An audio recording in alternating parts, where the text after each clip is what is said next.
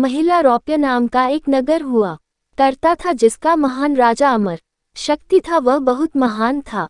उसके 3 पुत्र थे, बहुशक्ति, उग्र शक्ति और अनेक शक्ति। चिंता का विषय ये था कि ये बहुत ही मूर्ख थे। राजा को इसी बात की चिंता दिन प्रतिदिन खाए जा रही थी। राजा की अब उम्र भी हो रही थी। राजा चिंता में था कि आखिर मेरे बाद इनमें से कौन राजपाट संभालेगा। तीनों ही मूर्ख है, कोई भी मेरे बाद राजपाट संभालने योग्य नहीं है। इसलिए राजा ने ये चिंता अपने दरबार में अपने मंत्रियों के सामने व्यक्त की। मंत्रियों में से एक ने कहा, एक ऐसा विद्वान है जो आपके तीनों पुत्रों को कुछ ही समय में ज्ञानी और विद्वान बना सकता है। राजा ने कहा, ऐसा कैसे संभव हो सकता है? सिर्फ व्याकरण आदि का अध्ययन करने में ही वर्षों का समय लग जाएगा और फिर शास्त्र आदि का अध्ययन किया जाएगा जिसमें वर्षों लग जाएंगे। अगर ऐसा संभव हो कि कुछ ही महीनों के अंदर मेरे तीनों पुत्रों को विद्वान बनाया जा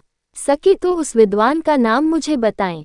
मंत्री ने कहा, उसका नाम विष्णु शर्मा है। अगर आपकी आज्ञा है तो मैं उसे दरबार में आने का निमंत्रण देना चाहूंगा। राजा मान गया और पंडित विष्णु शर्मा को बुलाया गया। विष्णु शर्मा ने राजा की बात सुनी और जवाब दिया कि मैं आपके तीनों पुत्रों को मात्र 6 माह में ही शास्त्रों का ज्ञाता और विद्वान बना दूंगा। अगर मैं ऐसा नहीं कर पाया तो अपना नाम बदल दूंगा। इस प्रकार पंडित विष्णु शर्मा ने राजा के तीनों पुत्रों को शास्त्रों का ज्ञाता 6 माह का समय लेकर बना दिया।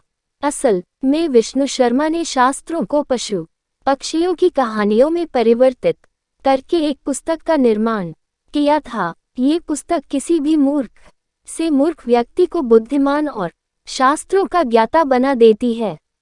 अगर आपको कहानी अच्छी लगी तो अपने चैनल हिस्टोरिकल स्टोरीज को सब्सक्राइब करें, जिससे हम आपके लिए ऐसी और कहानियां लाते रहे।